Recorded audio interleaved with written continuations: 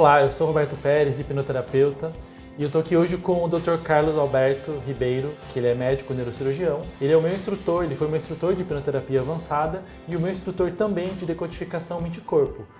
Tudo bom, Carlos? E aí, Beto, Muito prazer, bom te ter cara. aqui. Obrigado pelo convite. Imagina, eu que te agradeço pela disponibilidade. Estão de parabéns, hein? Procure o Beto Pérez, que foi um dos melhores que a gente teve lá no curso. Ele está pronto para ajudar vocês. É uma honra estar aqui com você, meu amigo. Obrigado, Carlos. Eu que te agradeço. O Dr. Carlos, ele vai mostrar para vocês hoje o que é a decodificação mente-corpo, como que ela entra dentro de um tratamento utilizando a hipnoterapia. Então, nada melhor do que buscar na fonte a informação para passar para vocês de uma forma muito clara, que é uma das ferramentas que eu utilizo hoje no meu tratamento.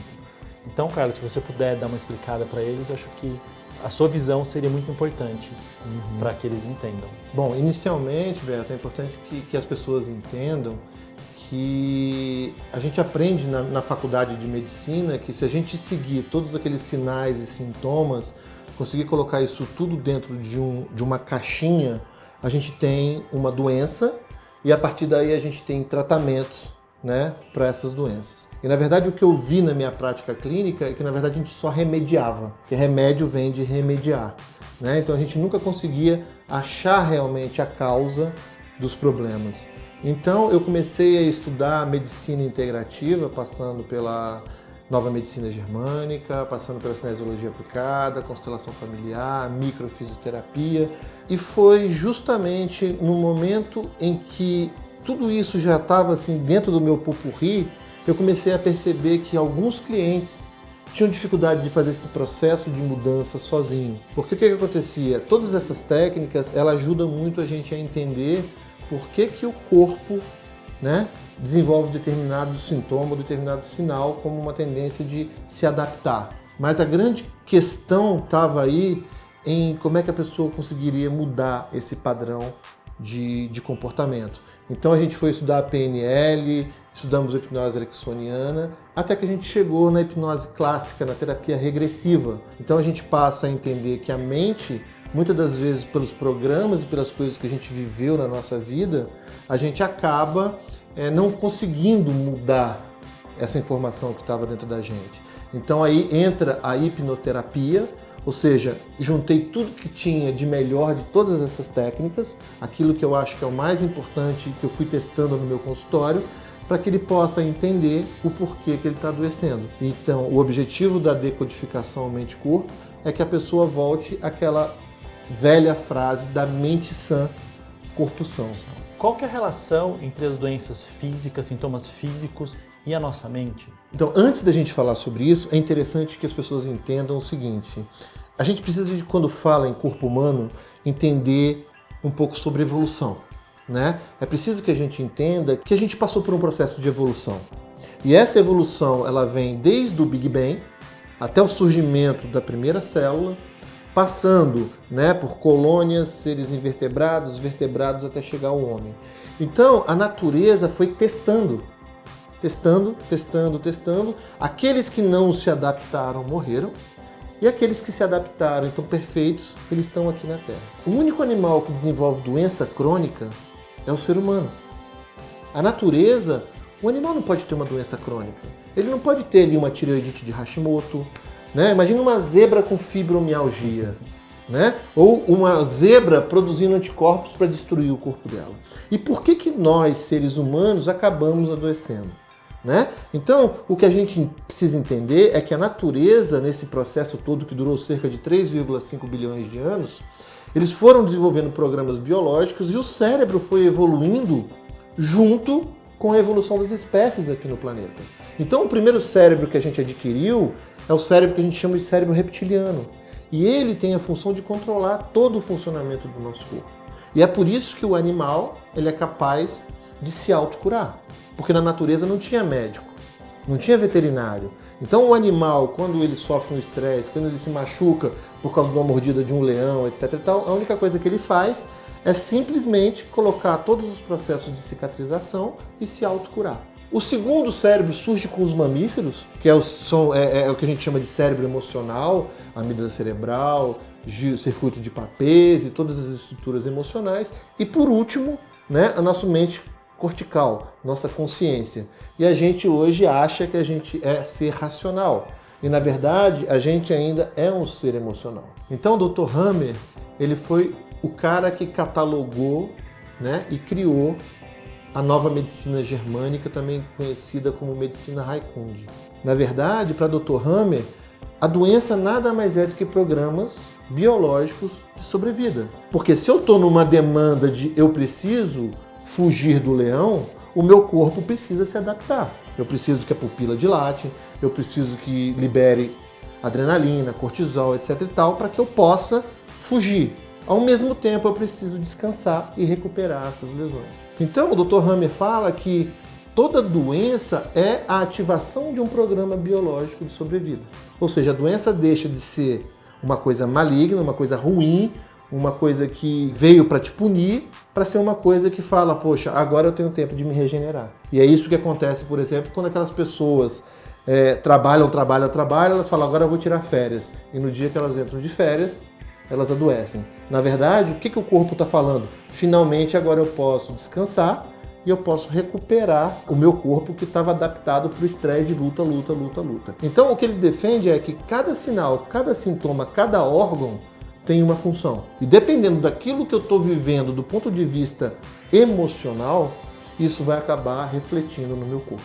Então o princípio da hipnose significa a gente tirar as emoções, os hábitos, as crenças que estão instaladas dentro da nossa mente, muitas das vezes a gente nem tem consciência disso, e a gente precisa, aí, no caso, usar a hipnoterapia para deixar aquela mente primitiva, mente reptiliana que controla o nosso corpo, fazer o que ela tem que fazer, que é, basicamente, colocar os processos de autocura em funcionamento. Então, por exemplo, uma pessoa que tem fibromialgia. Para Dr. Hammer, fibromialgia, tudo que é músculo, osso, articulação, está relacionado com o tecido chamado mesoderma novo. E esse tecido, ele percebeu que todas as pessoas que tinham conflitos com músculo esquelético estavam diante de uma impotência ou diante de uma inibição de realizar alguma coisa. Então, se eu não posso agir, se eu não posso fazer, se eu não posso ser quem eu sou, eu tenho que me inibir e me paralisar. E aí você vem num processo de dor, etc. E aí, dessa forma, a gente consegue entender por que a mente ela é tão importante nesse processo de autocura. E o que a gente vê na nossa prática médica é que, gente, pasmem, cerca de 95% dos nossos clientes que vêm aqui não têm alterações em exames de imagem nem exames laboratoriais. E a grande maioria, a gente vê que tem emoções muito fortes associadas a esse problema. Falando em termos práticos, como que funciona a decodificação mente-corpo dentro do tratamento com a hipnoterapia? A decodificação do corpo, Beto, ela é uma leitura.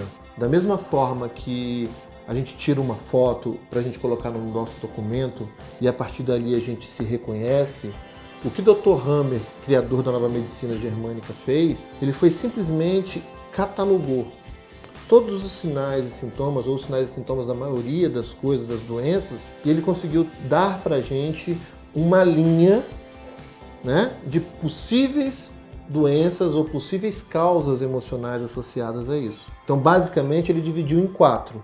Ou causas de coisas que a gente vê como vital, né? Isso é fundamental para mim, ou seja, o alimento é fundamental para mim, o ar é fundamental para mim, a água é fundamental para mim. Uma outra emoção é o atentado à integridade, né? Em que o predador está mordendo a gente. Uma outra possibilidade é a impotência e desvalorização. E a outra, conflitos de separação. Então, por exemplo, Beto, a rinite, né? Então, o Dr. Hammer percebeu que o nariz na natureza tem funções específicas, né? Então, falando do aparelho respiratório, a principal inicial função do nariz é filtrar, umidificar e aquecer o ar que vai entrar no nosso sistema respiratório. Porém, ele tem uma função fundamental que é de perceber o cheiro do predador, farejar. Então, o que acontece? O animal na natureza, que é o que diferencia a gente, é por isso que a gente adoece, o animal na natureza ele não dá significado para as emoções. A única coisa que o animal na natureza percebe é: o leão vai me pegar, eu preciso sentir o cheiro dele, depois procurar esse leão, e à medida que isso acontece, eu coloco todo o meu sistema para lutar e fugir desse leão, e a partir do momento que eu escapo desse leão, automaticamente o sistema do animal volta simplesmente para o fisiológico. O grande problema nosso quando a gente tem alguma emoção, a gente vai dar um significado para isso. A gente vai julgar o leão, vai falar que o leão é um sacana, vai falar por que o leão está fazendo isso, eu estava ali só pastando. E é o que acontece com a gente, porque a gente adquiriu um cérebro emocional, e esse cérebro emocional, ele ancora aquilo que as pessoas fizeram pra gente. Então, na rinite, por que a gente vai desenvolver isso? Porque a gente não vai conseguir agir como um animal na natureza. Então, a partir do momento que a gente foi atacado, a gente vai ficar com essa memória do medo. Então, a gente vai ficar o tempo todo farejando, procurando o predador que está, de uma forma real ou imaginária, cercando a gente. E o conflito vai bater diretamente no nariz, então as pessoas passam a ter rinites ou até sinusites crônicas, dependendo da profundidade do impacto disso. Então o Dr. Hammer foi muito sábio quando criou a medicina germânica em olhar como os animais agem na natureza e como nós somos animais por causa daquela mente inconsciente, por causa do tronco cerebral, a gente não deixou de ser animal também. Então, se a gente conseguir viver como os animais, a gente tem a capacidade de se autocurar. Então, a decodificação do corpo é isso que ele faz para o terapeuta. Ele te dá qual é o trilho, qual é o caminho. Porque o que a gente precisa entender, né, e as pessoas também, é que dentro da nossa mente subconsciente existem vários conflitos. Quanto mais tempo de vida a gente tem, mais coisas a gente vivenciou. E o que acontece muitas das vezes?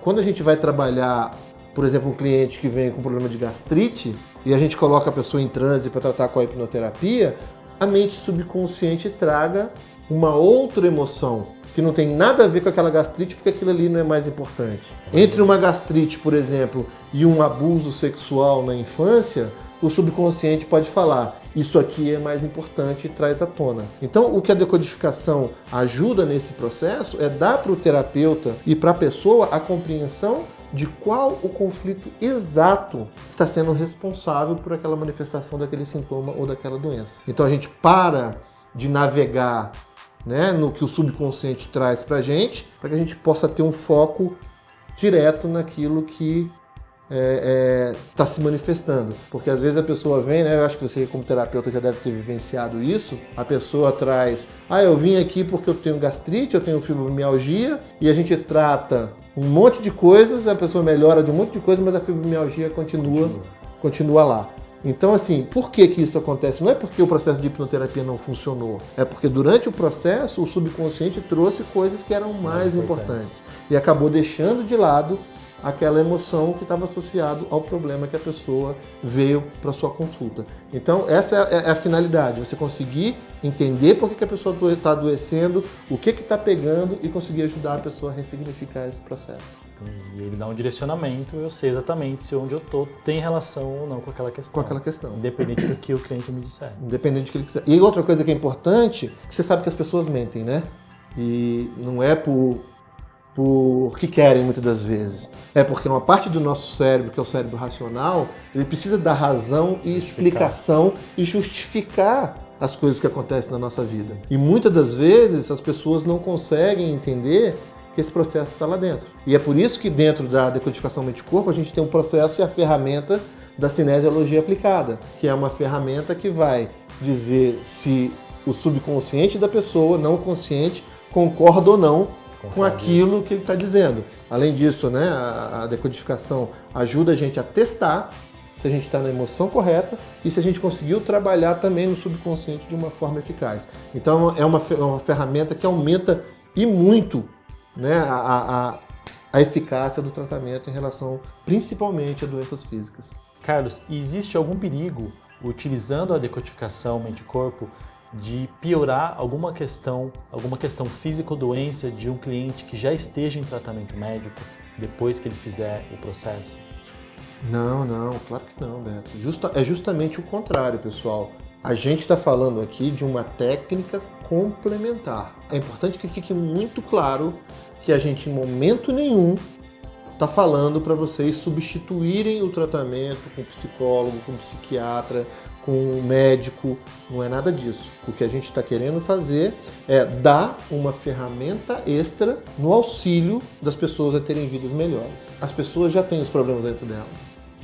Elas já estão lá. Elas já vivenciaram isso na infância, no útero, na vida adulta. Em algum momento a gente foi impactado por essas emoções. Então, de forma alguma, a gente ajudar a pessoa a entrar em contato com essa informação, a ressignificar isso, vai piorar ou vai impactar de alguma forma no tratamento médico convencional. Pelo contrário, isso só vai ajudar. Mas é claro que vocês precisam procurar profissionais competentes, com uma boa formação e, fundamental, se alguém virar para você e disser para você que pode largar seu tratamento médico, larga seu tratamento psicológico, e que só alguma técnica ela é a salvadora que vai resolver o seu problema, fuja dessa pessoa, tá certo? O nosso objetivo é auxiliar o que a ciência já tem, tá certo? Agregando técnicas que têm resultados importantes e a gente ajudar as pessoas a transformar a vida delas através do autoconhecimento. Porque a partir do momento que a gente sabe como o nosso corpo funciona,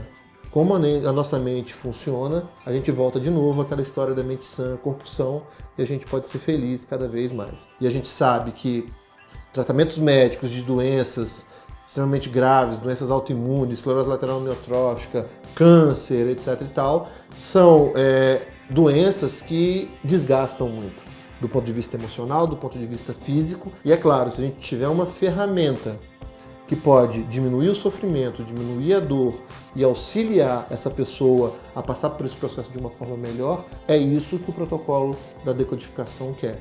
As pessoas juntas, numa equipe multidisciplinar, consiga resolver os seus problemas de uma forma mais eficaz. Mas de forma alguma, esse processo pode piorar alguma coisa em relação ao tratamento que a pessoa está tendo. Então, Beto, agora chegou a minha vez, de passar de entrevistado para entrevistador. E eu queria saber de você, de que forma que a decodificação do corpo, a DMC, a decodificação mente-corpo, modificou aquilo que você fazia e de que forma isso contribuiu no teu processo de ajudar mais pessoas. Com a decodificação mente-corpo hoje, eu consigo fazer um atendimento mais rápido e um atendimento mais assertivo. Porque, independente do que o cliente me diga, ele está usando a mente consciente, eu consigo checar com o corpo dele, através da cinesiologia, se aquilo faz sentido, se aquilo é a urgência que ele precisa e ir direto no ponto. Eu consigo ser mais assertivo na minha terapia. E o resultado que eu consigo entregar é melhor, mais rápido e a taxa de sucesso aumenta com isso dentro do meu tratamento, além das outras técnicas que eu utilizo. Então, na questão de tempo e de assertividade, é o que mais melhorou nos meus atendimentos. Legal. Fico muito feliz por você. Obrigado. Imagina, Carlos. Obrigado a você. Obrigado pelo seu tempo, pela sua disposição em falar pro meu público um pouco mais sobre a decodificação mente-corpo, dessa forma um pouco mais técnica, um pouco mais profunda sobre o assunto. E se você quiser saber mais alguma coisa, acompanhar um pouco mais sobre a DMC, me procura aí. O Beto vai deixar aí aqui embaixo no link, os meus contatos. DR Carlos Alberto Ribeiro, tanto no Insta quanto no Facebook, e vai ser uma honra ter vocês lá para participar das nossas lives, para participar dos nossos conteúdos. E se os seus clientes aí precisarem, do seu público precisar, a gente pode fazer uma live juntos aí também, para tirar dúvidas, para esclarecer um pouco mais. Estou à disposição de todos vocês para ajudar nesse projeto de fazer com que esse mundo seja melhor. De autoconhecimento. Obrigado pelo convite. Obrigado a você, Carlos. Obrigado. Espero que tenha ficado um pouco mais claro para vocês como que a decodificação mente-corpo entra dentro do tratamento. E se você tiver mais alguma dúvida com relação à decodificação mente-corpo dentro do meu tratamento, comenta aqui embaixo que eu respondo para vocês. E a gente se vê no próximo vídeo. Um abraço, tchau, tchau.